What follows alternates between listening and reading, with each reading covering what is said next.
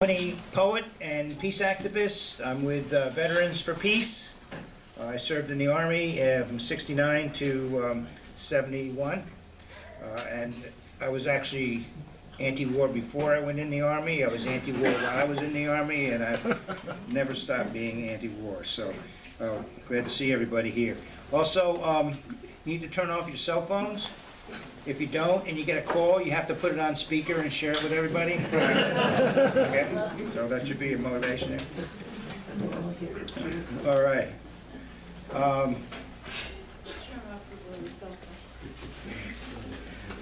going to explain to you folks, if you don't know already, who James Connolly is, or was. Well, he is. He's with us. He's with us. He was. James Connolly came to the United States in 1902 and moved to Troy in 1903, setting up house at 96 Ingalls Avenue, a few blocks from where this forum takes place. His children picked up work sewing and starching shirt collars. He worked for the Metropolitan Insurance Company until a recession caused the firm to falter. Before he lost that job and the family had to leave Troy, his daughter, Ina, recalled, "This was a wonderful place to live. We had many outings of gathering nuts. Some of these were sold to the stores, and we had enough nuts to last us the year. I remember the tomato crop my mother had. They were preserved, skinned, and bottled. We had apricots, quince, apples, and pears. We had a supply of these lovely fruits and savories the whole winter through, and there was never a shortage of these luxuries." While here in Troy, James Connolly was active in the Socialist Labor Party, where he engaged in a notable dispute with its leader, Daniel de Leon, over the utility of fighting for wage increases. Connolly was for this, and other questions. The Troy branch of the Socialist Labor Party put Connolly on trial, but rather than expelling him, came over to his side and requested that de Leon print a brilliant statement by Connolly proving how correct he was in the first place. That's the Irish for you, I guess. He was a supporter of a strike by women workers here, but the hardships caused by the strike ended his insurance career and he left Troy. Now, if you've ever heard of James Connolly before, you probably recognize that when he returned to Ireland, he played a leading role in great labor conflicts like the Dublin Lockout of 1913 and led the Irish Citizen Army in its uprising against British rule in 1916. He was executed by the British as a result. Today, he is recognized as one of the great socialist leaders of the 20th century.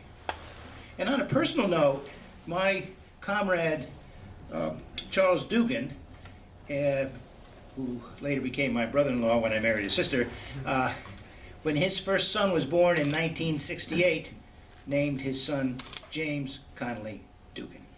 So, now, before we get into the talk, and so that everyone can be here to share their announcements, I'm going to tell you a couple things that I know that are going on in the community, and then ask if any of you have anything you do. Okay. All right. I have two announcements of my own. As my father says, you have to blow your own horn. There's more to it, but I don't know what to say in this company. On the third Thursday of each month at the Social Justice Center in Albany, which is 33 Central Avenue, I run a poetry open mic. We always have a featured poet, and actually it was last night. So the next one is February 21st, and the featured poet is Carrie Zwakil. Social Justice Center, 7:30 on the third Thursday. So you don't even need a flyer. You just look at your calendar and count 1, 2, 3. So, and then another interesting event involving poetry is it's a one-shot deal. It's called Poetry in Science, a Night of Inspiration. And it's going to be at the Brew Pub, the Albany Pump Station, February 12th from 7 p.m. And there are a series of readers reading poems having to do with some topic relating to science. The readers are going to be Kate Gillespie, Matthew Burns, myself, Nancy Klepsch, Kendall Heft, Carol Jewell, and Eli Sands. So again, that's February 12th, 7 p.m. at the Albany pump station.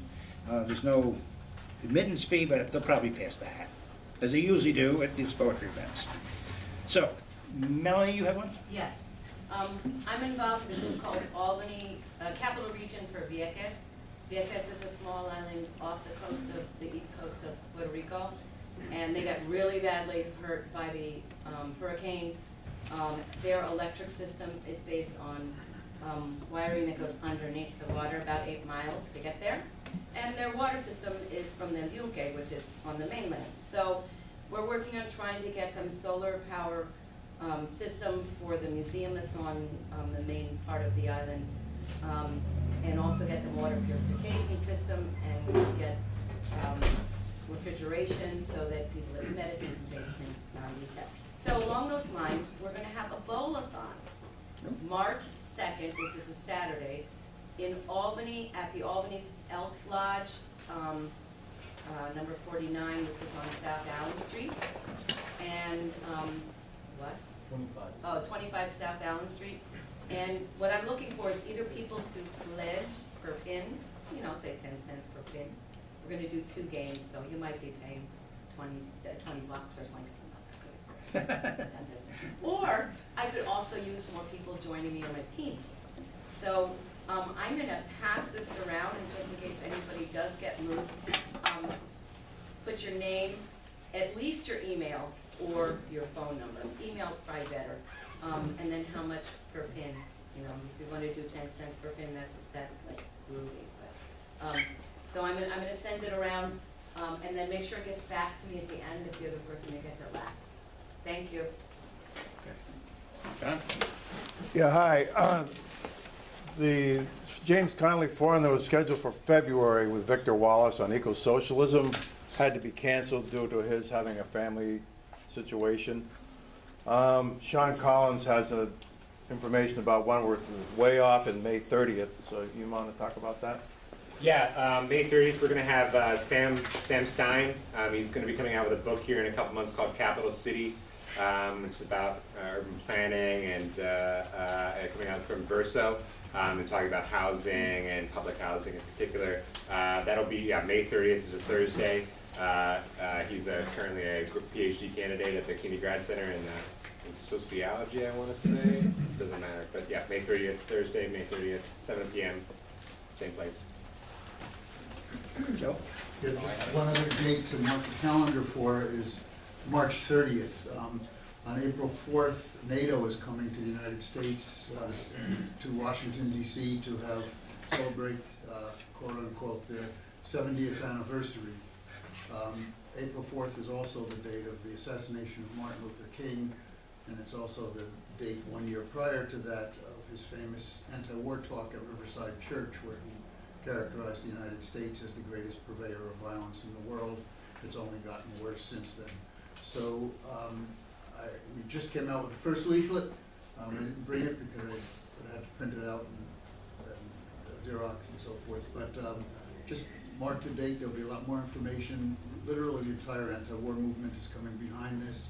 There'll be other activities from the 30th, which is Saturday before Thursday, which is April 4th, from Saturday through April 4th. But everybody's going to focus on the demonstration in Washington, D.C. on the 30th, so people can join us. Okay. Yeah, sorry, I just one more. So a week from today, next Friday, we're going to be having a rally outside the Leo O'Brien Federal Building in downtown Albany. That's 1 Clinton Square, to protest the government lockout. 800,000 workers are currently locked out, many of them without pay. 4 o'clock, Leo O'Brien Federal Building, 1 Clinton Square, corner of Broadway in Clinton. If you're new to the area, definitely be there. There should be a Facebook event. There is. Cool. There's a flyer circulating if you're more analog. So get it out in your workplaces, your family, your friends. Let's make a big turnout there. Yeah, I want to follow up on the Connolly Forums. Hopefully we will have something in at least March, April in March and April. So if you're not on the email list, sign up at the table there. And if you haven't been getting emails and you thought you signed up, it might be because I couldn't read your handwriting. So please print your emails very carefully. And I do want to explain about funding for the forum, because we asked for $5 at the door. And if you didn't pay, you should know that the forum contributes $100 for each forum to the community center here, and we pay the speakers travel costs and a dinner that we have before the forum with the speaker. So that's where the money goes for the $5 that you contribute, and we thank you for it. Thank you. Janet Jones? And then this is also something way out in the future, but April 22nd, we're going to be having an opening. There's going to be a show. It's called Life's Work. Earl Dotter is a person who's spent his life photographing people working, often in dangerous situations. So he was in the Capital District about 20 years ago, and he's coming back. The show is going to actually be hanging from the 22nd to the 26th in the Legislative Office Building to help remind the people that work there that there are workers that they need to pay attention to. But there's going to be something at Youth FX where Earl Dodd is going to give a talk. I mean, he was there in the coal mines of West Virginia when the United Mine Workers formed, and he's been to 9/11, and he went to Blueberry, where people were picking blueberries in Maine. It's wonderful work, and we're looking for sponsors. There's an analog type flyer over there, but we're doing, Facebook posts, and we're just asking you to share anything we put out on Facebook around. Thank you. Art, did you have something? Yeah, so for the last 20 years or so, the Solidarity Committee's put together a May Day celebration all over the Capital District, so we'd like to do it again this year, and I think we'll try to have our first meeting next Thursday at the Honest Way Food Co-op at 4. We're going to send out emails and all, but anyone is welcome to come, any groups are welcome to come, any ideas. So that's next Thursday, the 24th. 4 o'clock at the Honest Way Food Co-op. In the back? Hi, I'm Siobhan Bird with Troy Sanctuary in Ice Creek Capital District, and next Tuesday, the 22nd at 6:30 p.m. Right here at Oakwood, we're going to be having a fundraising and direct aid work group meeting for folks that want to get involved with organizing direct support for immigrants targeted by ICE in our area. Thank you. Anyone else? Oh, Pat. Yes. Well, I should have looked this up on my own weekend, the details, but I think February 2nd, the group against Islamophobia is going to have a program, and they're going to do the play that Steve Downs wrote last year about catching a Muslim, and another speaker and discussion and whatnot. That's on February 2nd. February 2nd. Okay. It's at the Unitarian Church. Oh, okay, thank Thanks. It's at the Unitarian. Unitarian Church. Okay. That Tom back there? Tom? Yeah. February 7th, the local Palestinian Rights Committee is going to have an event at the main auditorium of the Albany Public Library's main branch at 161 Washington Avenue. And we're going to show the film Dead in the Water, which is about the Israeli attack on the USS Liberty on June 8, 1967. They killed 34 soldiers and injured 171. We're going to have a veteran from that ship who's going to be speaking after the film. And it starts at 6 o'clock. Okay. All right. Thank you, Tom. Anyone else? Okay. Well, busy area, huh? Jeez. Analog, isn't that where a frog sits? Analog? Turtles. Turtles. Turtles, whatever. Anyways, it's a tribute to our area that we have so many wonderful activists here. And tonight, we're going to hear from another activist. I don't know. Well, you may have heard of him before, and if you read a lot of the left-wing and progressive magazines, you've seen interviews with Spenser Rapone.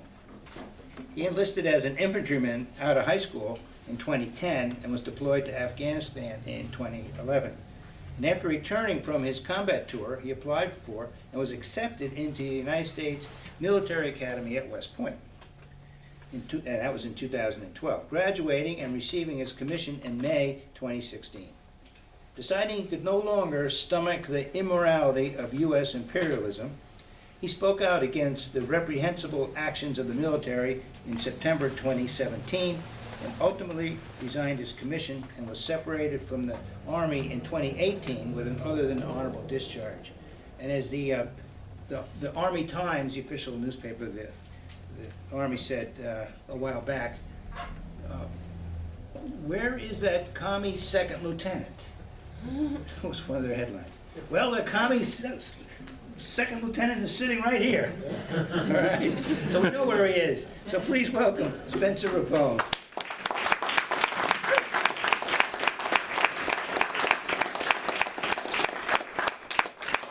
Thank you for that warm introduction, Dan. And I'd like to give a special thanks before I start my talk to Adam Peltier and John Flanders for organizing this edition of the James Connolly Forum. I'm really excited to be here tonight.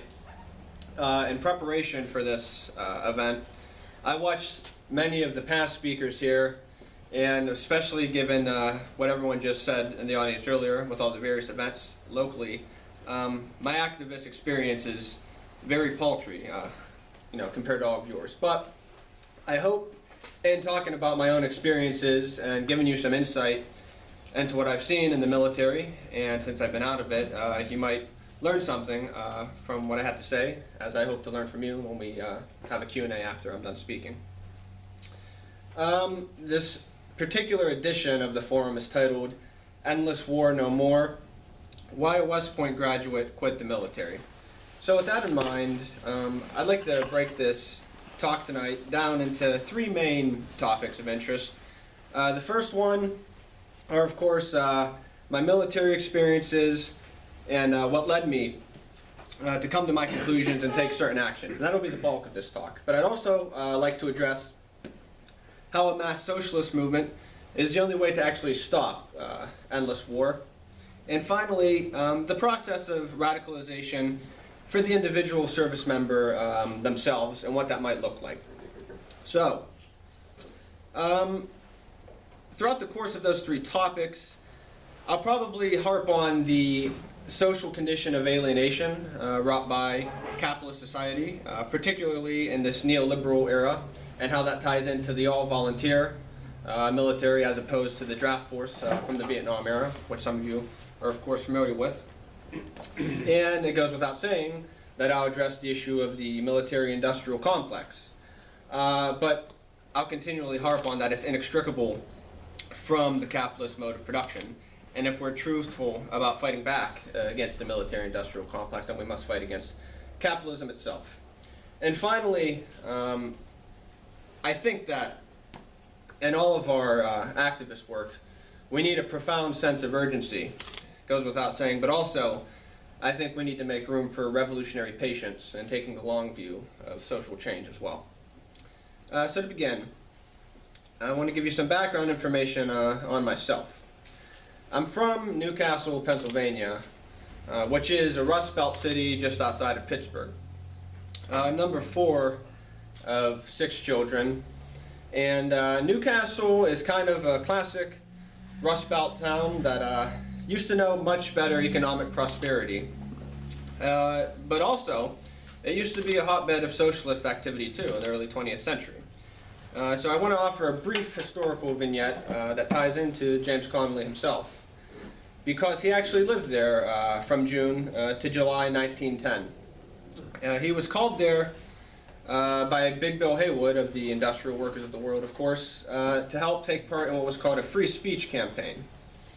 Not only that, but he served as the interim editor of the Newcastle Free Press, which was a local socialist publication that was popular during the time.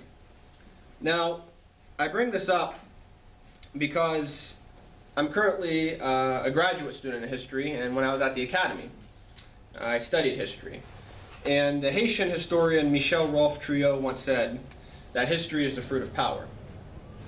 And by saying that, I think that we ignore certain aspects of history, particularly radical aspects of history, at our own peril.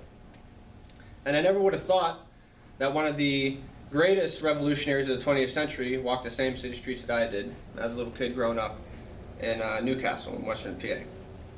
I dug a little bit deeper.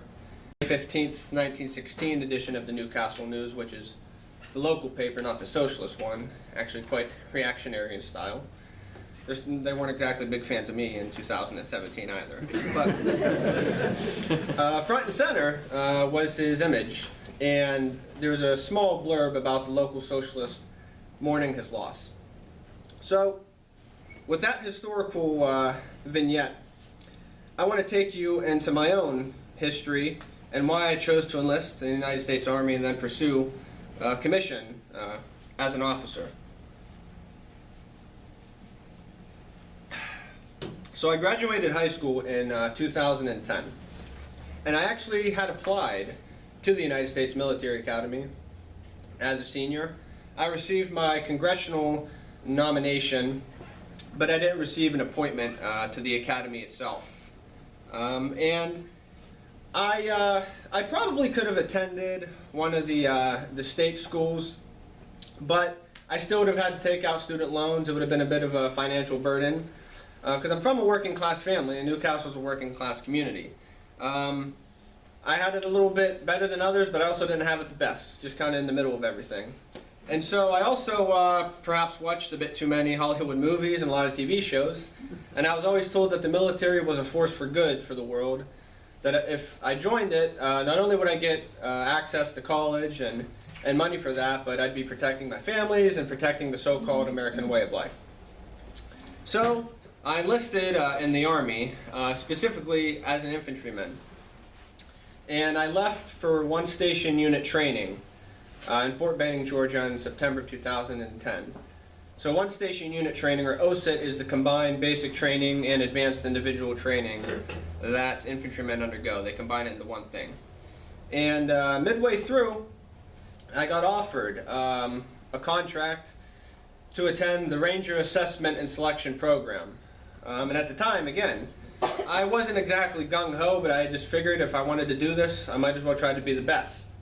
And the idea of being on an elite fighting force made me think that perhaps there might be something a little bit more complex there than a typical infantry unit. Maybe I'd be working with individuals who thought about the war itself more deeply. Well, I went through airborne school en route to the Ranger Assessment and Selection Program, or RASP. And I finished RASP when I arrived at the 1st Ranger Battalion at Hunter Army Airfield, Georgia, which is in Savannah, in May of 2011. Now this was a few days after the infamous bin Laden raid, and many of my fellow Rangers would say things to the effect of, this will be the summer, that terrorism will be defeated. I wasn't sure exactly what that meant, and it seemed kind of nebulous, but that would be in line with what I would witness when I was deployed to Afghanistan in July of 2011. Upon arriving in Afghanistan, I was assigned to a machine gun squad. I was tasked with carrying my team leader's extra ammunition, a lot of other spare parts for the machine gun, essentially just being a pack mule as a 19-year-old kid over there. And the role of my unit was to conduct raids, direct action, kill and capture so-called enemies of the United States, those who threatened us. And it didn't take me very long to realize that, well, there wasn't really anyone there who did threaten us. Quite the contrary, it seemed that we ourselves, as the United States Army, were the threat there. And after a while, I started to realize that most of the people with whom I served weren't necessarily interested in protecting others, but they relished the idea of inflicting violence. They relished the idea of killing. And idealistic as I was, this started to kind of break the conditioning I underwent as a young recruit in basic combat training less than a year earlier. Now, while in Afghanistan, I went on missions where people were killed or captured. I'm very fortunate that I did not have to kill anyone myself, but I was on missions where that happened. And for that, I do have some blood on my hands, and I accept responsibility for that. So by this time, I had returned from Afghanistan. This was the end of December 2011. Ranger deployments are typically shorter than the regular Army deployment because we went on missions pretty much every night, and we were what's called a special operations billet. Upon returning, I didn't like what I had saw, I didn't like what I had done. So I thought, what could I do? Well, as I said earlier, I had previously applied to the United States Military Academy and didn't get accepted. So I thought perhaps as a Ranger, as one with combat experience, that in becoming an officer, maybe I could change things from the inside, as many people think, in an idealistic way. So I confronted my chain of command about it, and they didn't support me at all. The main reason was because although I hadn't really developed any sort of political consciousness at the time, I did have a penchant for speaking back to those appointed above me. And when I'd be tasked with doing something, I'd ask the question why, and maybe sometimes even say that what we're doing is bullshit. So I didn't receive the support of my chain of command, but they did tell me that if I could manage to get in on my own, that they obviously won't be able to stop me. So I went through the process, I got accepted, and in July of 2012, I arrived at the United States Military Academy in West Point, New York. Now, I had thought by this time that I'd finally be in the place where all of my youthful idealism would be realized. That now this is where I could be a leader of character. This is where I could protect the ones I love and right the wrongs that I'd witnessed in Afghanistan. But upon arriving at West Point, I realized that it was actually more of the same. Now, don't get me wrong, there is a veneer of intellectual thought and credibility there because it is an academic institution. But it was pretty obvious that it was more of a military base with an academic flair to it. So I began my studies at West Point, and I happened to be enrolled in a freshman history course where the subject matter was the history of the Middle East. And my professor happened to be a Sunni Muslim himself. And I got very close with that professor, and he mentored me in those early years. And I began to study history more critically. And I started to find that while I had issues with my military experience and with poor leadership on a personal level, that those problems of mine didn't exist in a vacuum. It was a much more structural, systemic problem at work here with the military. So I also began to more deeply read authors such as Stan Goff, who was a 30-year veteran of the Army himself and pretty much did every special operations billet there was and turned against the war later in his service as well. And through Stan Goff's writing, I began to consult some of the forbidden texts such as Marx, Antonio Gramsci, and so on. And through them, my worldview started to shift. I wasn't just disgusted with my platoon leader, or my platoon sergeant, or my squad leader, or my machine gun team leader. I was disgusted with the military writ large. And when I had heard one of the officers tasked with training us at West Point that we were being groomed into being managers of violence, I started to realize that I was in the wrong profession. Now, I mentioned that I had read Antonio Gramsci. Well, a German student activist by the name of Rudi Dutschke had also studied Gramsci and came up with this idea of the long march through the institutions.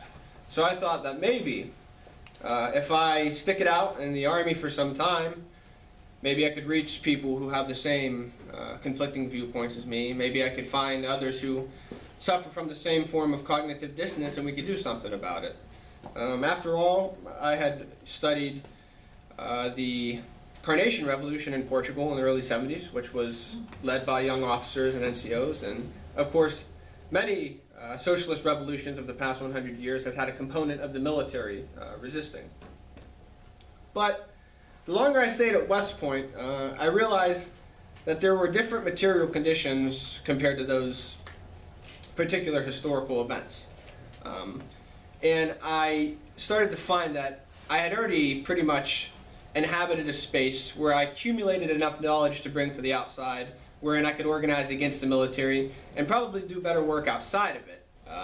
The problem is after your second year at West Point, you go through what's called affirmation, which is signing another contract. So my options were essentially to leave the academy and probably get thrown back to the enlisted ranks, or just try to stick it out and graduate in order to not be in an environment where I'd be even more hamstrung than as a young officer. So I stuck it out, and I graduated in May of 2016. Well, it goes without saying that in the midst of my final year at West Point, the election cycle was happening, and I soon found myself back at Fort Benning, Georgia, as a young infantry officer, and I had to go through IBOLIC, the Infantry Basic Officer Leaders Course. And while there, in November of 2016, of course, Donald Trump was elected. Now, the atrocities that I had witnessed, the dehumanization of the Afghan people, the blatant Islamophobia and casual racism and misogyny, that happened in the military during Obama's time. And it's existed with Bush and prior administrations.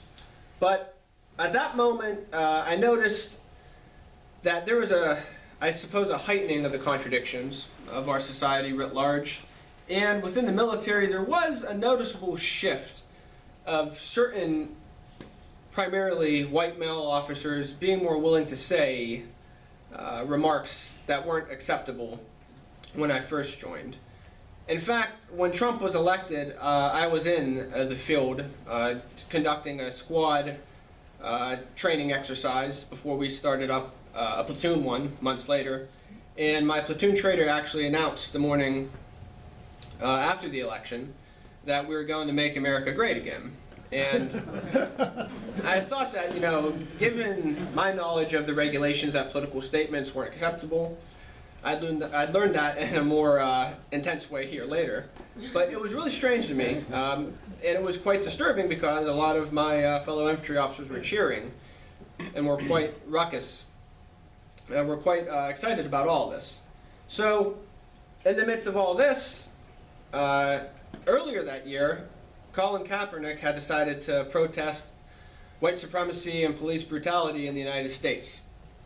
And a fellow anti-war veteran, Rory Fanning, some of you might have heard of, he posted a picture of himself online sitting at a Cubs game in his battle dress uniform blouse, holding a sign that said, "Vets sitting with Kaepernick." Now, it just so happened that I also had a couple of pictures in my back pocket from my graduation at West Point. But I didn't really see an opening yet in which posting them would really help my existing state. So I stuck it out, finished my training, and soon found myself the following summer in 2017 in Fort Drum, New York, just upstate from here outside of Watertown. And in September of that year, this whole national anthem debate started again. And by this time, I was pretty miserable, and I realized that while I might have been conducting some version of the long march through the institutions, we ourselves can decide how short or how long that march is. And I felt like, although I had a chance to perhaps prevent something horrible from happening, there were far greater forces at work that was outside of any one person's hands. And I thought maybe if I were to do my small part in speaking out, that might be more worthwhile. After all, Colin Kaepernick could have kept his mouth shut, and he would have been fine and continued to make millions of dollars, but he risked his career and put skin in the game in a way that I really admired. So I decided to post those pictures online of me holding a hat that says "Communism will win," of course, and of me exposing my undershirt and my dress gray uniform with a picture of Che Guevara. And immediately, I faced blowback from my chain of command. Again, this is kind of like a recurring theme, but I was in the field at the time, as infantry officers are, and I was conducting a battalion live fire exercise. I was actually in charge of planning it, and I get pulled aside the next morning, and my supervisor, he's a major, asked me, he said, "Hey, Spencer, I hear that you're a fan of Colin Kaepernick." I said, "Well, sir, I'm actually a bigger fan of the Pittsburgh Steelers, but I admire him on a personal level." But I immediately was put in this range tower that oversees the entire operations of the area. I was read my rights, told I, could consult with an attorney, and I was under investigation. And so I waited to be reprimanded, and during this time I had a wealth of support from various organizations, in particular the Democratic Socialists of America, of which I'm a member of, and within the DSA, the Veterans Working Group. And my comrades really helped me work through all this and sent me solidarity that was crucial to being able to survive. But I still was under investigation by the military, and I knew that eventually the other shoe would drop. So in December of 2017, I received an official reprimand, which is known as a GOMOR, a General Officer's Memorandum of Reprimand, which goes in your permanent file. It's essentially something that kills your military career. Now, I didn't have much interest in being in the military anymore, but I needed to have a plan of what I was going to do. And when I was issued that GOMOR, my attorney told me that I could submit my resignation to get out faster if I wanted to. So I submitted what was called a conditional resignation in February of 2018, with the condition being that I received nothing less than a general discharge. I wasn't even asking for an honorable one. So I submitted that conditional resignation, and a couple months later, it gets kicked back, and it was denied. So at this point, I was pretty much left with two options. I could, one, go before what's called a board of inquiry, which is essentially it's an adversarial trial where my attorney would argue why I should receive a certain kind of discharge or be retained, and then there'd be, of course, a prosecuting military authority who would say, this guy deserves to be kicked out for this and that. It would have been pretty much a show trial at best, because the jury would have been comprised of high-ranking officers, of a colonel and 2 lieutenant colonels. The other option I had was to submit an unconditional resignation. And my attorney leveled with me and essentially said that I'd probably receive an other than honorable discharge, which is distinct from a dishonorable discharge, which you can only receive from a court-martial. So it was bad, but not so bad. And by that time, I was pretty burnt out on the military, and I really didn't care whether the empire thought I was honorable or not. So from my perspective, the only honorable thing to do would be to get out of the military as fast as possible. So, in June of 2018, I submitted my unconditional resignation, and a couple weeks later, I received my acceptance letter from my commanding general, and I was being furnished with an other than honorable discharge. So, I was kind of wondering what I'd do with my life. Fortunately, because I had prior service as an enlisted man, I had received an honorable discharge from that period of service. So, using that, I was still eligible for things like educational benefits as well as VA healthcare. So that certainly lessened the impact of it. And I decided to go back to school and to use my platform for advocating for the end of these wars.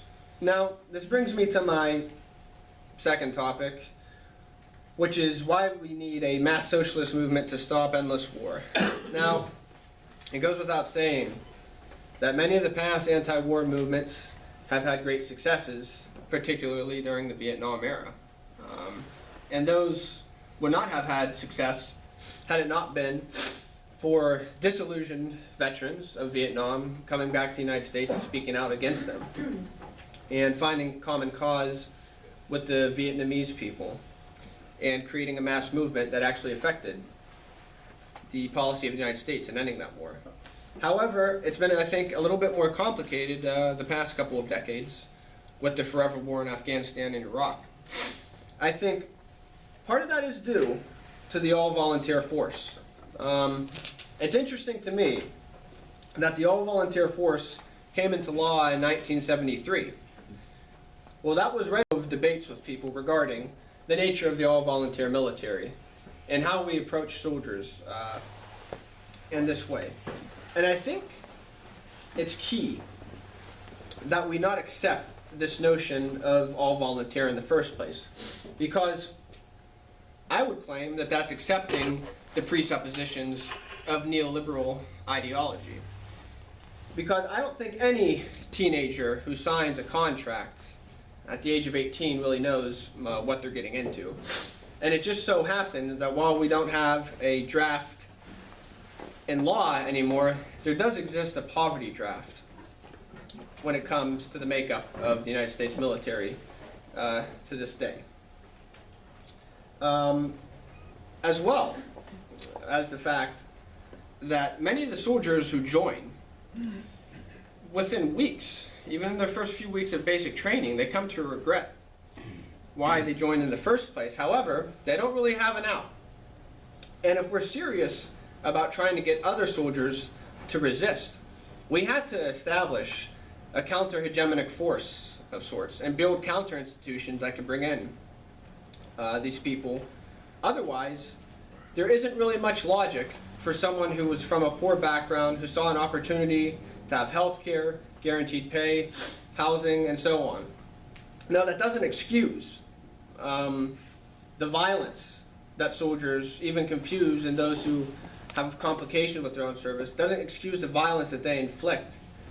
But I think we have to be realistic in what it's going to take to formulate anything that resembles an effective anti-war movement, and I think that'll be tied with the larger mass socialist movement itself.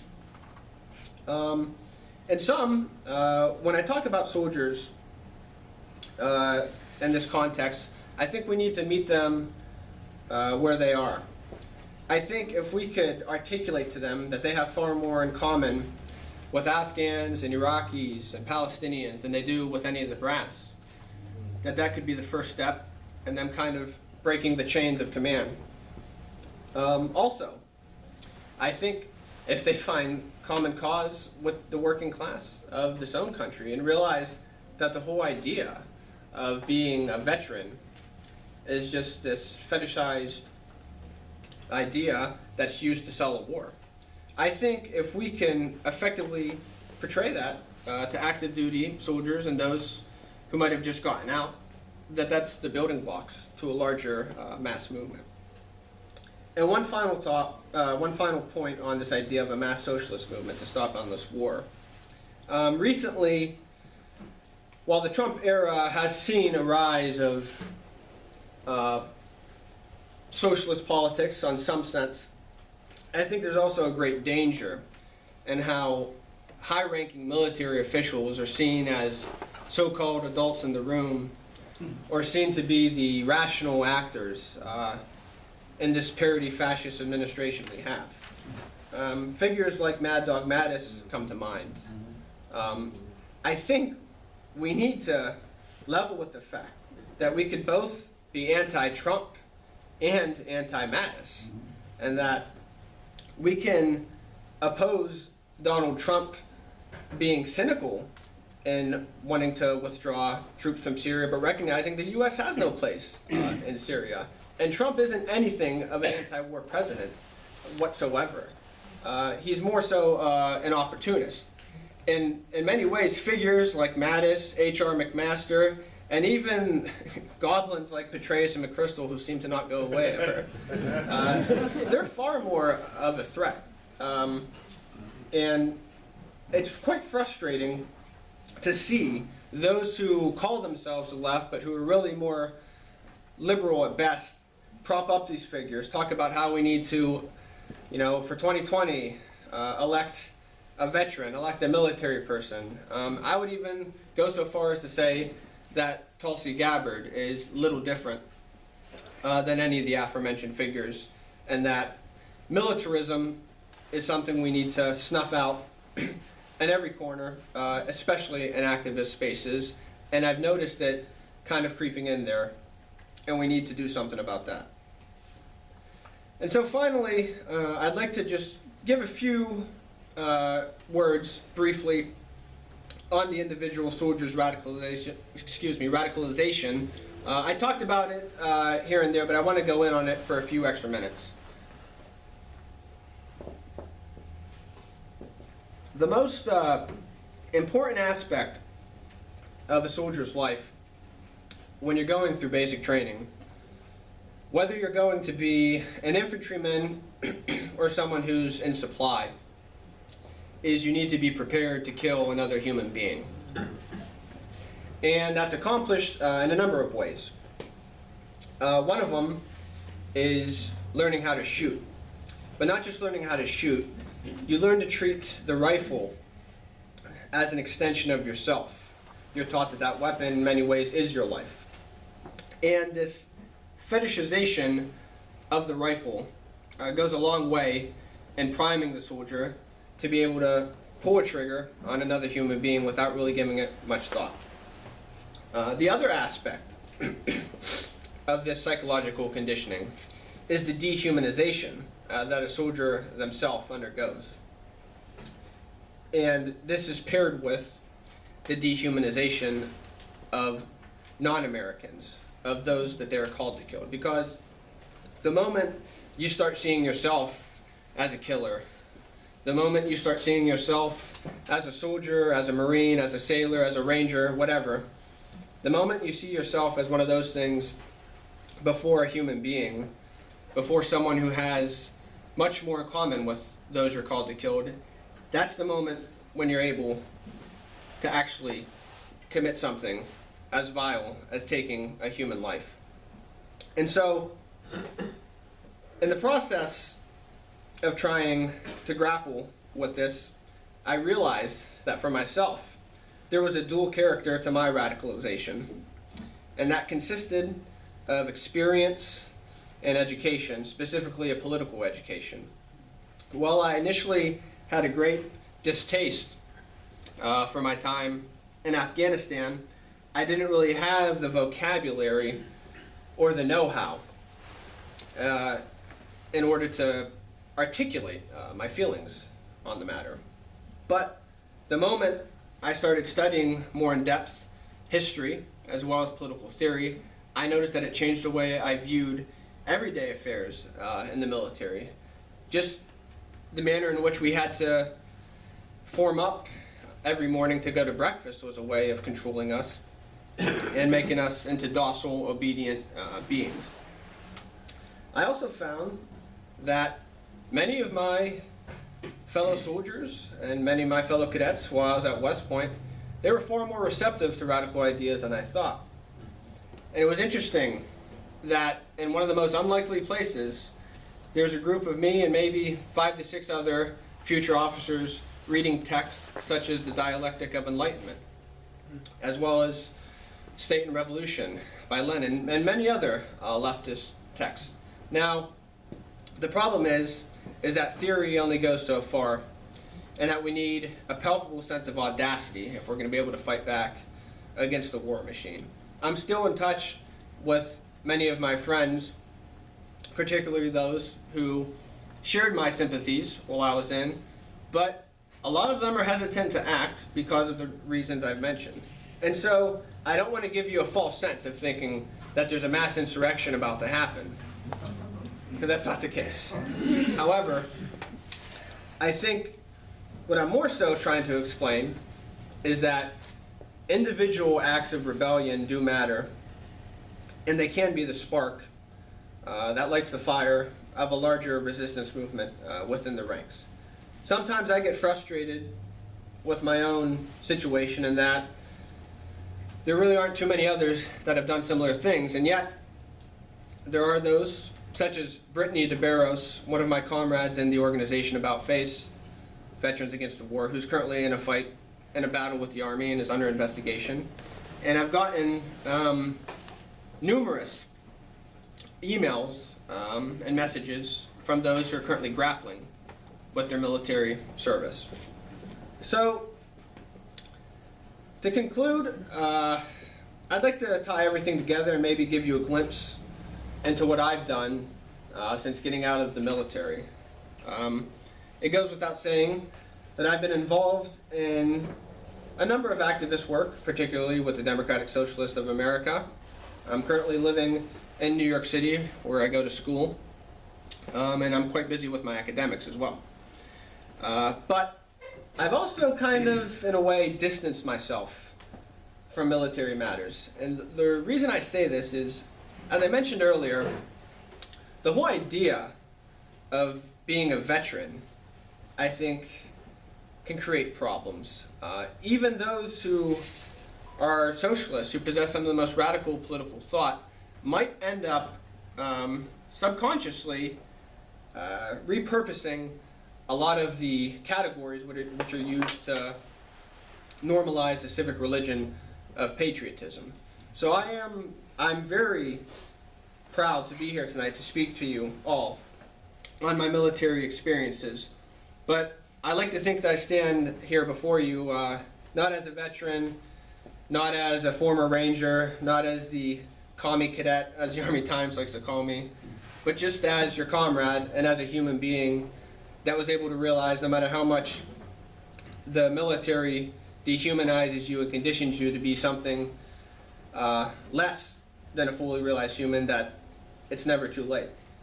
So I consider speaking on such matters a great moral and ethical responsibility, but I also think another way we could reach soldiers is explaining to them that they don't need to feel like they need to be put into a box, that their skill set that they've learned in the military is far more than knowing how to shoot and how to kill, and that there are many people out there who would be happy to welcome them with open arms. That doesn't mean centering them, it means engaging with them. And so, when I was a young Ranger and even as a cadet, I was always told that part of being in the military means you abide by certain values of honor, leadership, duty, and loyalty, things of that nature. But they always seemed farcical to me, given what I had witnessed on my brief deployment and just in the day-to-day life of the military. But I don't think such things are inherently bad. And I'd like to think that on the left, such notions have a place.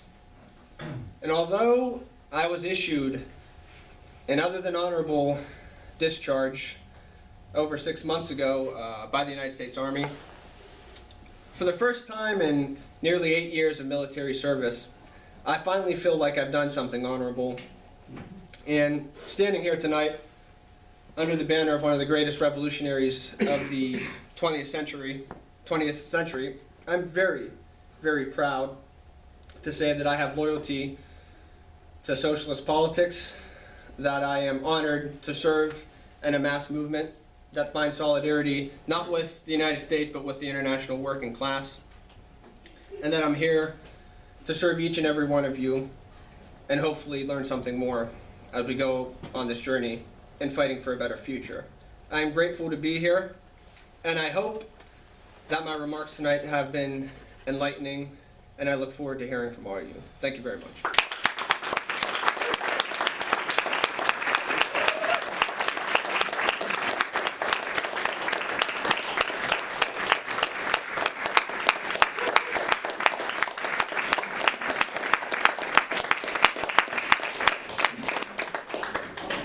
So I think now we're going to do Q&A. John, correct? Okay. I guess everyone just raise your hands and I'll try to be as democratic as possible. Hi, Spencer, I want to really thank you for the presentation. First of all, the presentation itself was great. Thank you. The way you handled that, and also your whole political evolution from a soldier to an anti-war activist and a socialist. I just want to say a couple of things you said. I was very active from the anti-war movement in Vietnam until now, and I worked a lot with anti-war GIs. There were actually demonstrations on bases during the Vietnam period. And one of the things I realized that what affected them more than anything else was that there was a mass anti-war movement outside of the base, Right. in the population, and they came from that population, and they came from that sentiment, and it affected them. And as that movement grew, so did the sentiment within the military. And I think that's an extremely important thing for changing consciousness of soldiers. But we have to build a mass anti-war movement. Yeah. And your formulation that you have to build a mass socialist movement, to build a mass anti-war movement, for me it was different. I joined the anti-war movement when I was in college as a young person, and that politicized me and it brought me to socialism. Today I consider myself a socialist. And I think we need to do that. I think we can't end war as such without ending capitalism and imperialism, but we can end wars, and we can stay their hand, and we can change the priorities short of a mass socialist movement. So I think we need to build a mass anti-war movement, and that's difficult to do today for many, many reasons. I would also hope the Democratic Socialists of America would become more active in the anti-war movement. I think that would be a very important thing for the anti-war movement if they would, and maybe you could help make that happen. Yeah, no, I mean, I completely hear where you're coming from. I guess the main consideration is the all-volunteer military.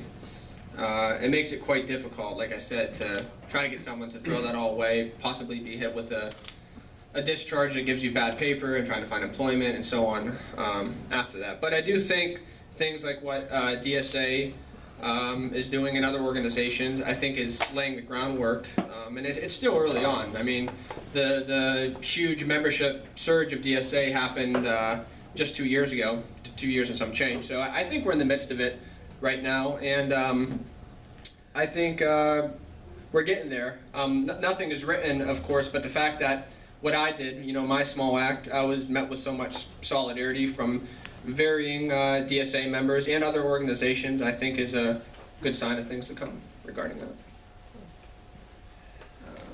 DSA hat. Thanks, Spencer, for coming to Troy and for your great talk. When you were in the process of being disciplined, you talked about being involved in your local DSA chapter and specifically a veterans working group. And I was interested to learn more about what that working group did, and also just in general, what type of work you think radical organizations can do for and with veterans. Okay. So when I was getting disciplined, I was a member of DSA, but where I was stationed, there really wasn't a local chapter. So the veterans working group was effective, I guess, because it was comprised of various DSA members across the country. And we mostly met online and would try to translate that into actions in real life. But it was more of like, I guess, a support network for my own emotional, mental well-being. And they were able to, I guess, connect me with other organizations that could more effectively fight back against the military in a material way. For example, because I knew people in the Veterans Working Group, they were able to hook me up with organizations such as the GI Rights Hotline, and I could talk with other attorneys and get second opinions on the matter and things of that nature. But in general, the Veterans Working Group, I think, is a good way of bringing veterans into leftist spaces without them kind of being the center of attention, but also if they might feel uncomfortable, they could talk with people who have similar experiences. Towards the end of my time in the military, I just wanted nothing to do with any type of military environment, and I kind of rejected it years before that, but there are others who kind of still feel a sense of welcome there, and I think the Veterans Working Group is good for things such as that. In terms of what DSA can do in terms of helping the anti-war effort, I think just, again, currently the focus on building a mass socialist movement is the most important priority. And I think not getting too caught up in factionalism and things like that is the #1 priority in my mind. So, the question of electoral politics, I think we just view it as one important tactic, but not the be-all, end-all, and welcome people who might be more focused on that, but realize we have other goals we want to accomplish, things of that nature, and kind of having a united left, I think, is what DSA could do more effectively. I think there's a cultural illness in American culture. Almost any politician, you know, that even left politicians use rhetoric like, thank you for your service. Yeah.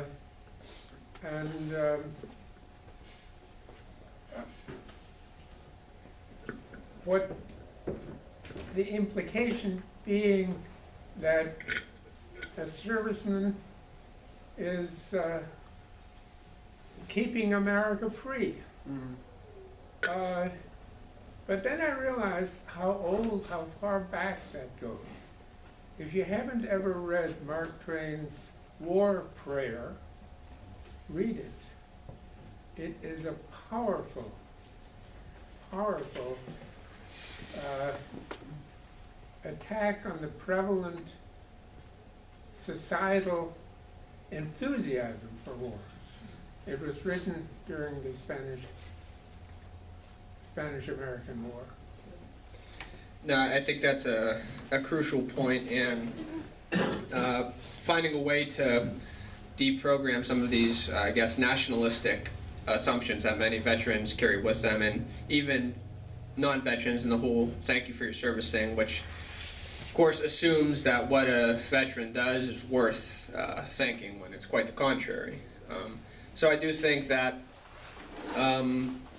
fighting back against that cultural and civic religion of patriotism is immensely important, and that if we are serious about a mass socialist movement, it'll involve that. And like you said, I do find myself frustrated with even so-called lefty politicians who employ that type of, American exceptionalist rhetoric. It's, not good, and it alienates the rest of the world.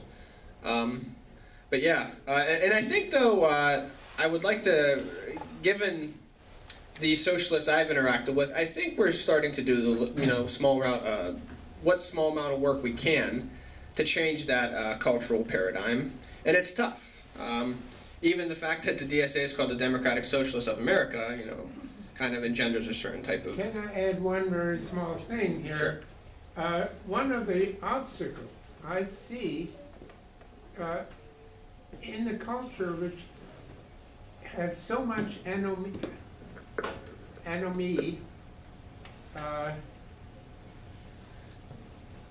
being a combat soldier is a place of some real camaraderie. Yeah, yeah. And for many people, and that accounts for some of the conservative veterans groups like the American Legion and VFW, those were the best years of their lives if they survived it. Yeah. Just because of that.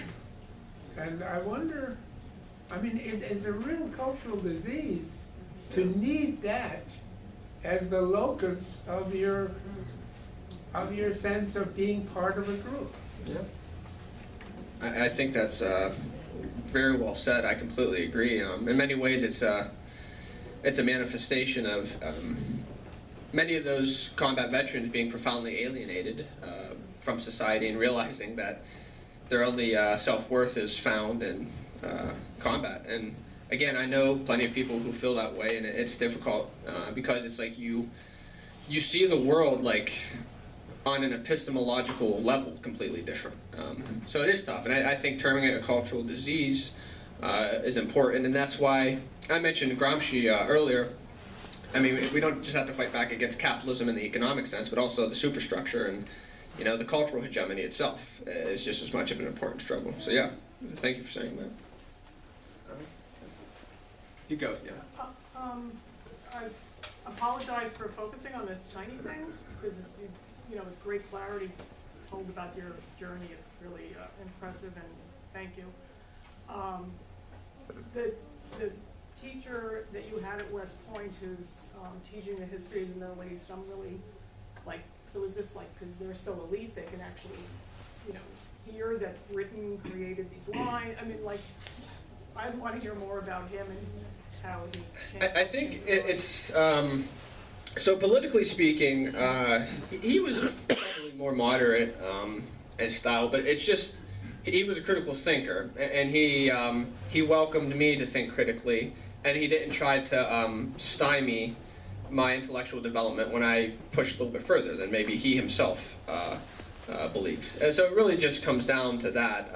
He mentored me in terms of my approach to history, but most of my political education came from a form of self-education, and then also some sympathetic cadets who felt the same way. We, you know, meet and discuss things in that way. And then certain people I talk with online and stuff like that. So it was a combination of those things together that kind of got me to where I am.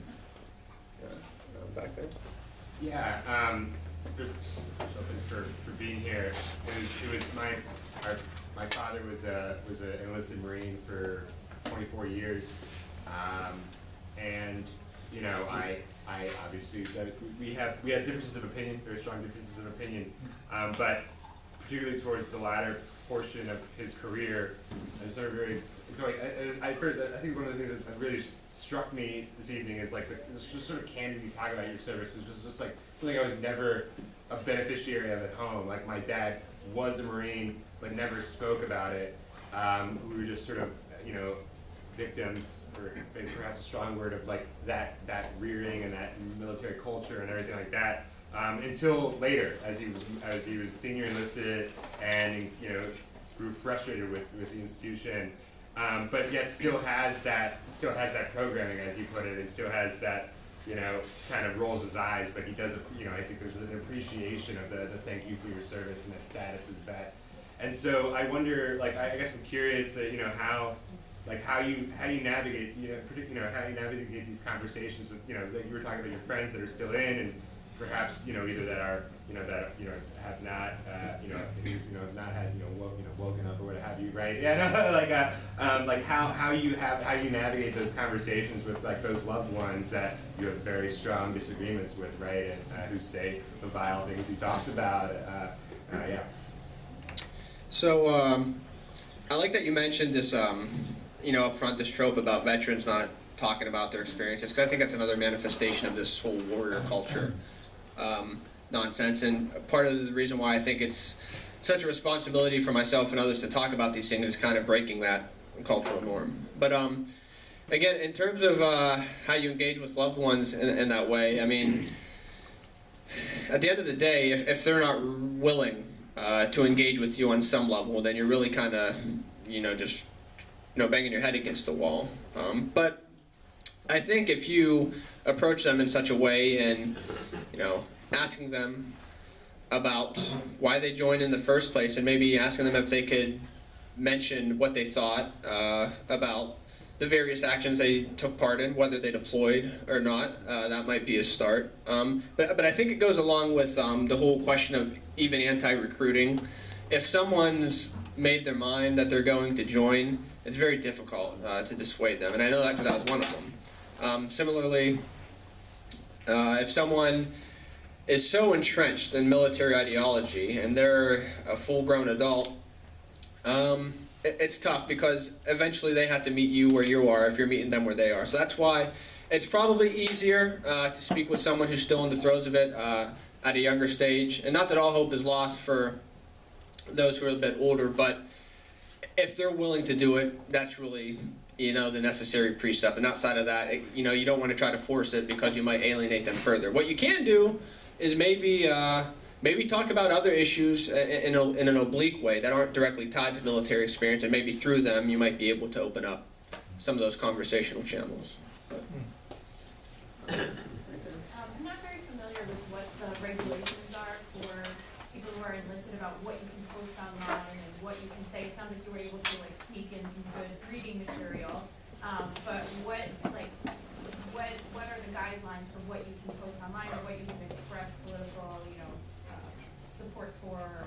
Do people, you know, were other people that you were with, were they, you know, expressing who you're voting for, or Yeah, so it is a bit ambiguous, and typically in the military, I mean, it goes without saying, more reactionary viewpoints are kind of glossed over versus counter-establishment leftist ones. But typically the rule of thumb is if you're expressing it in uniform or like as a member of the United States military.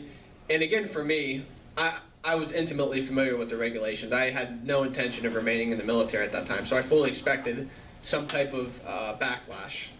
But, I mean, even, I can remember during the Obama administration, I mean, people would say stuff all the time online, and it really wouldn't, you know, go anywhere. They wouldn't be persecuted because a lot of service members felt that way. And then, with the rise of Trump, like I said, it became a little bit more explicit. There's that ProPublica documentary that showed that one Marine who was a member of a neo-Nazi group and had posted about that, and it took quite a while for him to get drummed out, actually, longer than I thought. But even most recently, there was that Air Force captain when Trump was visiting that one military installation, and she held out the big like campaign sign. And I guess at the end of the day, the Uniform Code of Military Justice, UCMJ, is one of those things that benefits the brass and those who are in power. And you can't really rely on it to be an objective metric on who's going to get persecuted or not, because my trial defense services attorney, who was a military officer himself, he told me that, you know, I was being unfairly targeted by my chain of command, and that it was obviously because I espouse communist political beliefs.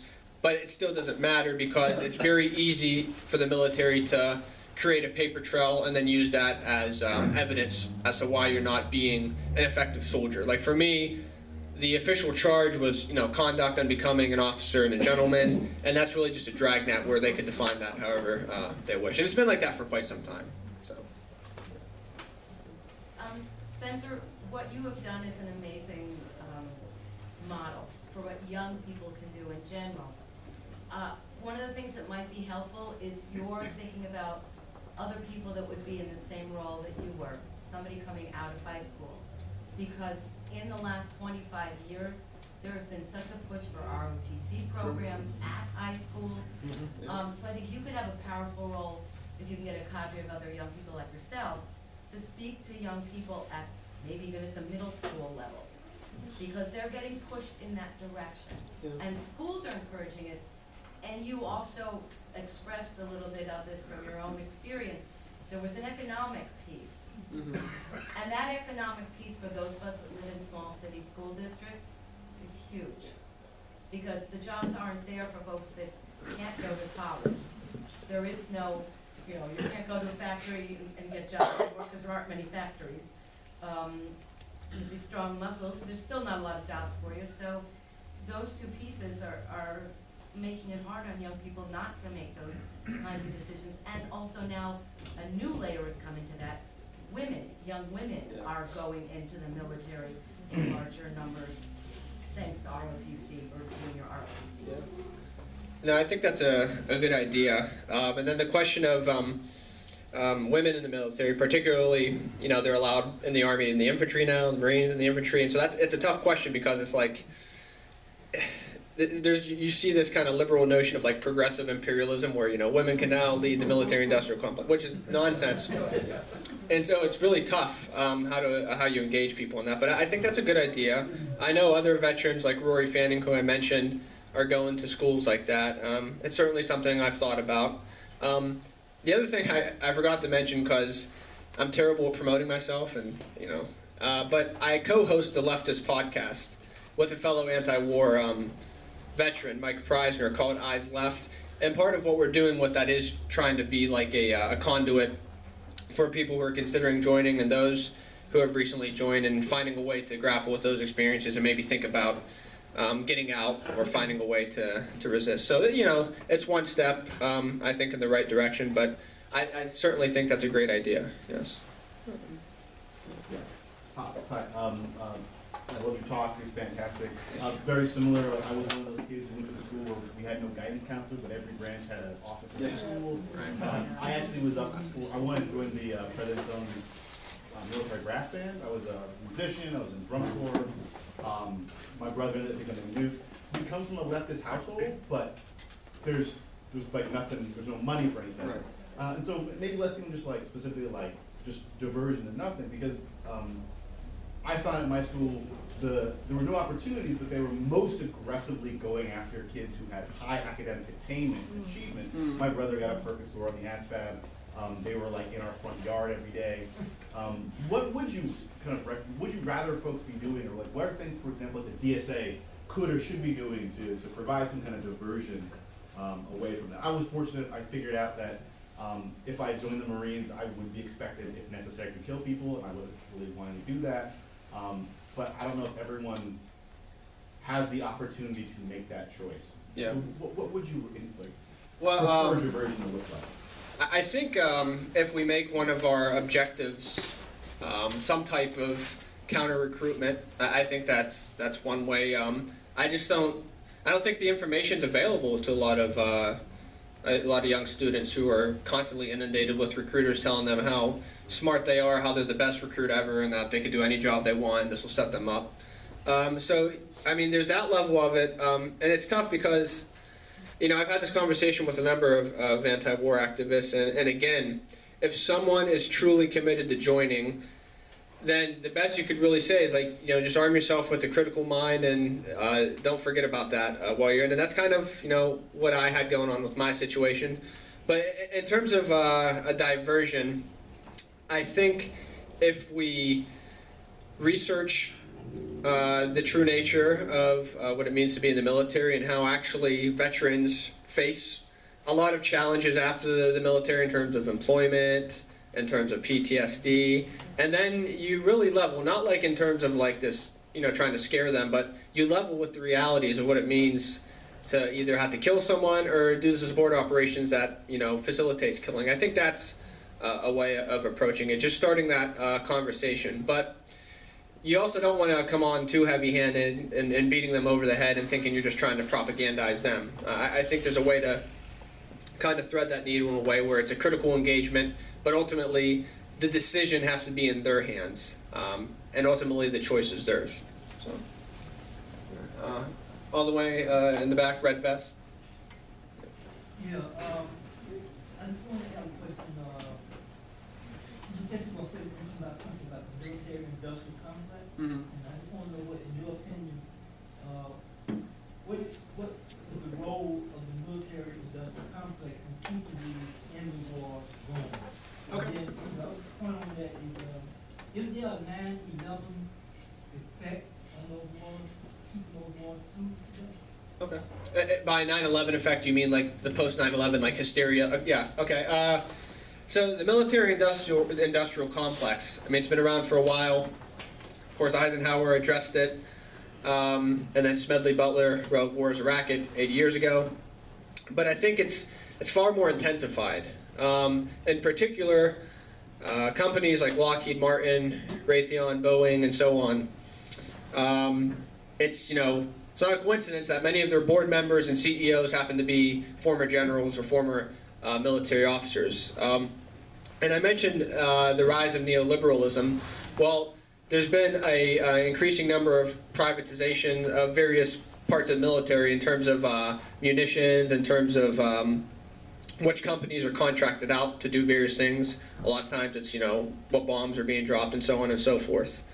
So I think in terms of how the military-industrial complex is constituted of former officers, as well as having an active say in how the military conducts its day-to-day operations.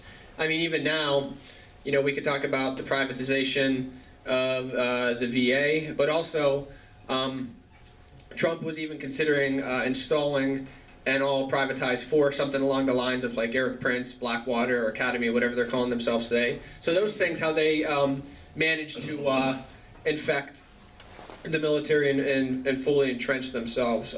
Many of those who I served with, particularly when I was a Ranger, because this is kind of like the whole high octane, everyone wants to get out and do something really intense. A lot of the guys would talk about how they wanted to do their time and then go be a private military contractor. So I think that's another example of how that profit motive drives a lot of the soldiering and the soldier ideology at large. And in terms of the 9/11 effect, I think that's still, like the post 9/11 hysteria is something we're still living in the wake of. I mean, the rampant Islamophobia has never really gone away in this country. Some might argue it's intensified in the last couple of years. And even like small, bizarre details I noticed, like every 9/11, when I was at West Point, there's this very, very strange ritual where cadets watch just really silly stuff like that. But it's stupid, and it's something I, would like what the hell is this? But just like those little ways, you're told that this is what we're fighting for, and the whole never forget nonsense still has a vice grip on the way many service members think. So, John. Yeah, I'm just curious, I mean, at Fort Drum, for example, just before you left, how much war weariness is there out there in the ranks? I mean, you hear about people being deployed 4 times or more. I mean, what kind of effect is that having on people, the whole endless war business? Yeah, so I think it gets a little bit complicated, that question, depending on what branch you're in, because a lot of young infantrymen, for example, don't think they're like fully fledged until they've been in a combat situation or gone on a combat deployment. So there's that aspect of it. But I think the true reality of it is, in day-to-day life, most people really don't like the military. There's so much endless frustration with the bureaucracy of it, the whole hurry up and wait mentality. And even just going out on field training exercises takes a toll. So Fort Drum is a great example because it's one of the most deployed units, the 10th Mountain Division, in the so-called global war on terror.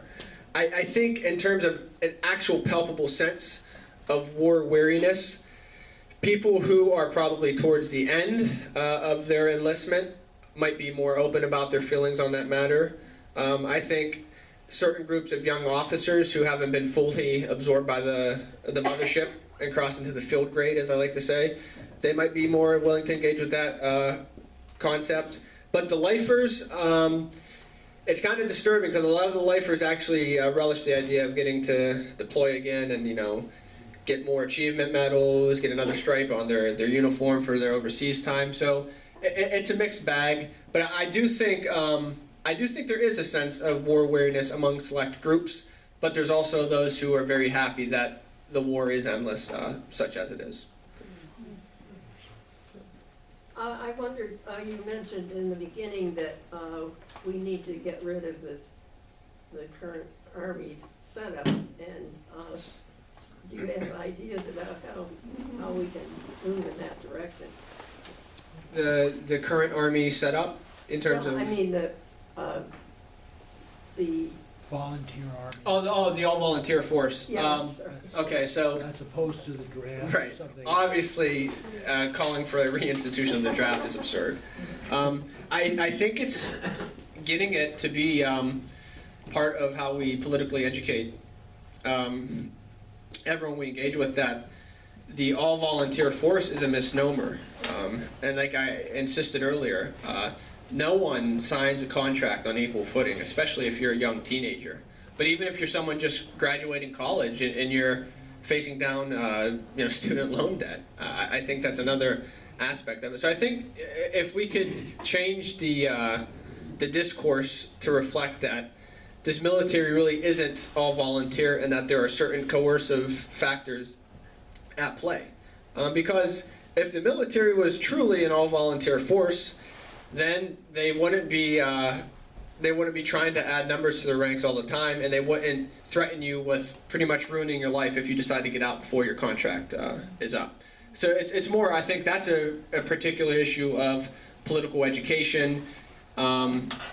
In terms of what that might look like in a policy sense, well, unfortunately, as great as someone like Bernie Sanders might be, I don't think he has any ideations about like abolishing the military as it is. But if you were to take, I think, a substantial portion of the military budget and repurpose that towards rebuilding public infrastructure and things like that, that might be a first start. But again, all of this needs to be tied to a larger mass socialist movement that has a powerful vision for the future, divorced from existing, ways of life and so on. So, I want to thank you. I thought it was a very illuminating account of your political evolution. And obviously you recognize from the experience the perils of trying to change the system from within, especially in regards to the military. As a supporter of the Bolshevik tendency, I agree that endless war is a product of capitalism and absolutely inseparable from it. And I think as many people in this room know, 1914 was a watershed year in a realignment of the socialist movement, with left-wing socialists like James Connolly and Rosa Luxemburg and Lenin and Trotsky, arguing that we should be for the defeat of all imperialist countries and that soldiers should turn the guns around. Yes. Easier said than done, right. I'm sure. But it did happen in 1917, right? The mutiny of the Kronstadt sailors, the fact that the Russian army was not willing to defend the Tsar, it never could have succeeded without that. I think the other key, though, was that there was an organized political party, and you keep talking about having an organized political movement, which I agree with. And I know you made the reference to sectarianism, but I think there is a struggle for the soul of what socialism is that is important. And you actually made the reference to Bernie Sanders, which was the point that I wanted to make, which is that when you've got a House of Representatives member who stands up and gives a moving eulogy to a war hawk like McCain, or votes for Nancy Pelosi for Speaker of the House, or you've got a senator in Vermont who fights for large munitions contracts and votes lots of military aid to Israel, isn't that misleading people to what the potential of socialism is and what socialism is in the US? And isn't it necessary to sort of fight against that and have a demarcation against that? Because I don't think we're going to get back to a soldier Soviet without a struggle against that misleadership. Yeah. No, I think that's a great point. Deifying someone like John McCain, who's an unabashed war criminal, and even besides that, all of his policies, which have persecuted, millions of working people. I think you're right in saying there is a battle for the soul of what constitutes socialism currently. In terms of, a soldier Soviet, I don't think that's something we should abandon. I just think it would look vastly different, of course, from what it would look like 100 years ago. And again, electoral politics, I just view as one tactic in a wider field of struggle, and something that might be shifting the cultural paradigm and the political tendencies such as we know them. And when I say I want to avoid factionalism or sectarianism, I don't mean to minimize real political differences between, many different ways of how we define socialism. So I do think you're right in saying that we shouldn't just gloss over miscues by elected officials who claim to be socialists and then, give a eulogy to John McCain or what have you. But on the other hand, I don't think we should get too caught up in rhetoric, because something like Congress or whatever is, of course, a completely different ballgame in terms of how you rhetorically argue for policy and how you rhetorically stake out your own political position there. I think, again, I know I've said this a number of times, but if you just view it as another way of normalizing the idea of socialism and recognizing that without a larger mass movement and perhaps forming a party and articulating a concrete political line, that you're really turning at windmills. But at the end of the day, I think socialism is still, even though there's been great success the past 2 years, still such a niche tendency in the United States writ large that we really aren't in any position right now to argue for a specific political tendency. And I would love if we were at that point where we could argue if, a more Bolshevik understanding is correct, or if a more left communist way is right, or if a more anarcho-cynical, what have you. But I just don't think we're there right now. And I think whatever allows socialism to become more normalized is a net good currently. But I think you make some great points that I completely agree with, while simultaneously realizing the absolute necessity of socialism becoming a household concept before we're there. So, overall. I want to push back a bit against something a number of folks have talked about. I'm actually less interested in diverting people away from joining the military than in recruiting from the military, recruiting veterans. I mean, beacons for defense. The civil rights activists in the 60s to the South were protected by veterans. Martin Luther King was protected by veterans at the Washington, at the Lincoln Memorial in 1963. Those gentlemen with the caps next to them, they were veterans. And I think, in a horrific way, of Aryan nations, the neo-fascists and what have you, who are recruiting from the military.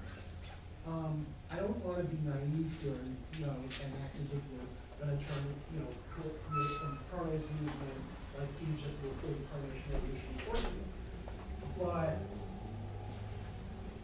the discipline, the skills that you can learn in the military can be a useful thing in the mass movements.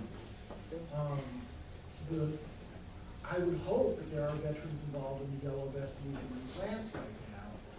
And even some of those lessons that were pointed out by the comrade from the Bolshevik tendency, when the coup happened in Honduras in 2009, backed by Hillary Clinton, backed by the Obama administration, I was actually studying the Chinese Revolution at the time in 1927, and I was like, oh my God, what they need is a Soviet of workers, farmers, and socialists to divide the army, to break the army apart.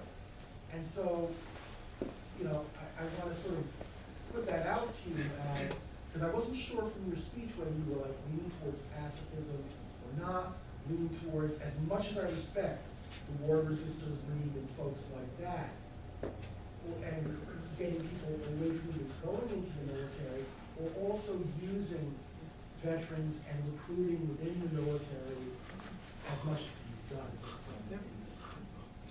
Yeah, I think that's brilliantly well said. I am not a pacifist. I greatly respect pacifists, but that's just not my worldview.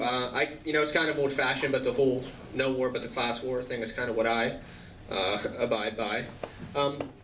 I think, again, what you're saying is correct. The problem is that there really isn't a socialist presence or tradition in the United States like there is in some of these other countries where, you were able to divide the army along those lines.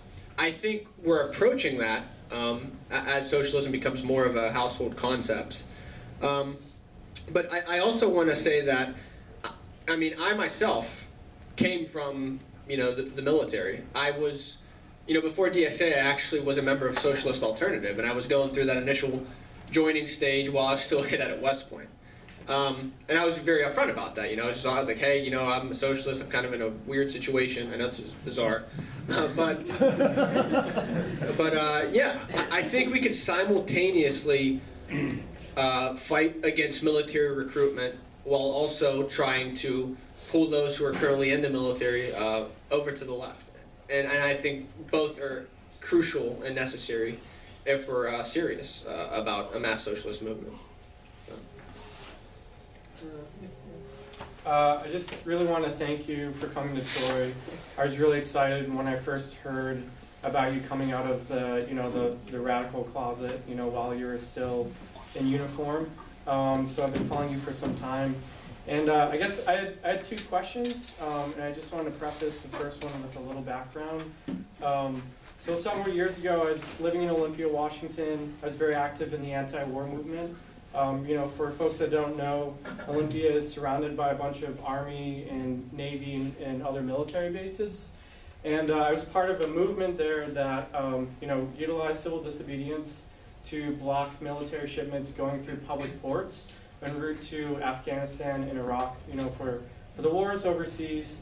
I was in a student group, Students for a Democratic Society, and at one point, half of our membership was actually, they're either active duty soldiers, they're vets who had recently returned home from fighting overseas, or there were soldiers that were going AWOL, and also some folks that were about to go overseas and fight for the first time.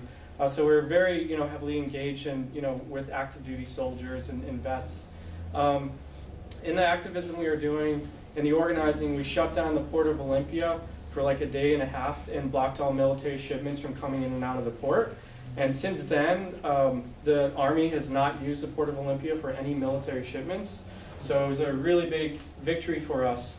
But because of, I think one, just our success in like shutting down this port, but two, because we had so much traction with active duty soldiers, the military saw us as a threat.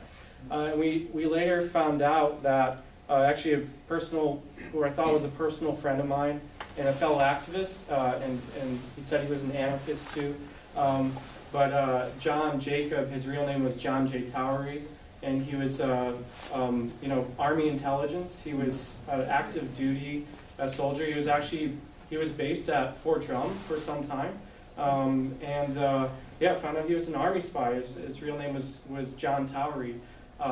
So yeah, I just want to add that like little background, but and I guess the last part of that, which ties into my question, with all this surveillance that the Army and every other branch in the military was involved in, they put myself, the Army specifically, put myself and at least 3 other activists that I know of, but probably more, on a domestic terrorist watch list. And it's a list that I'm still on today. Yeah, I'm curious. So the first question is, I'm curious, in your time overseas at Fort Drum, but specifically at West Point, I mean, what came up in your learning and knowledge of like counterinsurgency in regards to like domestic counterinsurgency, any kind of like domestic surveillance, anything like that.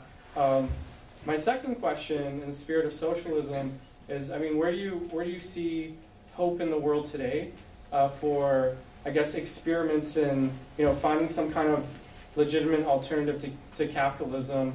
I mean, I know the Rojava Revolution comes to my mind, but I'm really curious to hear what your thoughts are. So on the first question regarding surveillance and counterinsurgency, the military is very interested in actually studying counterinsurgency. During my senior year, I had to take this literature class, and in that class, it was kind of like a cultural encounter. And our region was North Africa, the Maghreb, and we watched the film Battle of Algiers.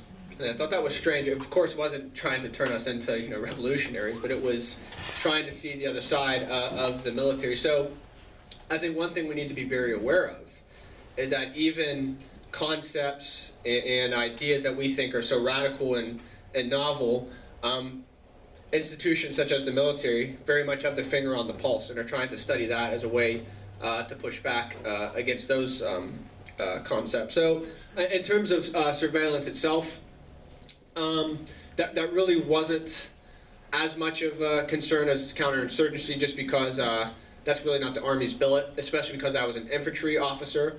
I'm sure among certain intelligence officers that might be more of a pressing matter. The most interaction I've had with something like that is more so of how, for example, in Afghanistan on missions, a lot of times the way in which you would go after so-called terrorists or what have you is there would be like a ping from the cell phone they were using, and the military had assets and ways to kind of corner those people, and then you'd bring someone in for interrogation and something like that. So there is like a panoptic force at work in the military, but I'm not as familiar with that as others might be, as I am with more on-the-ground tactics and so on. In terms of looking at, an example of what socialism looks like around the world, I think it's a complicated question, because I think there is much inspiration to be found in Rojava, definitely so. However, we also need to recognize the U.S. presence there, which is cynically trying to manipulate Rojava as well. Keep in mind that Rojava themselves don't necessarily want secession from the Syrian Arab Republic. They instead want to have more of a federated autonomy. And I think that's a key aspect of what's going on there. And the U.S. would love nothing more than to further destabilize another sovereign nation in the Middle East. That's not to fetishize or give a pass to other nation states. It's just to recognize that when you're in the imperial core, you need to be aware of the ways the U.S.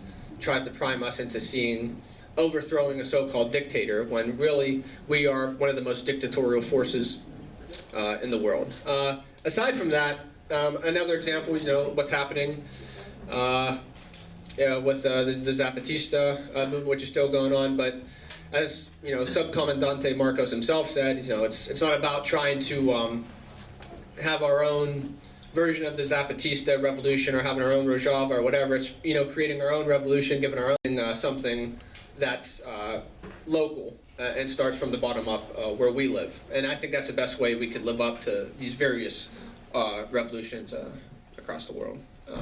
I think that's it for questions tonight. So thank you, everyone. I really appreciate it.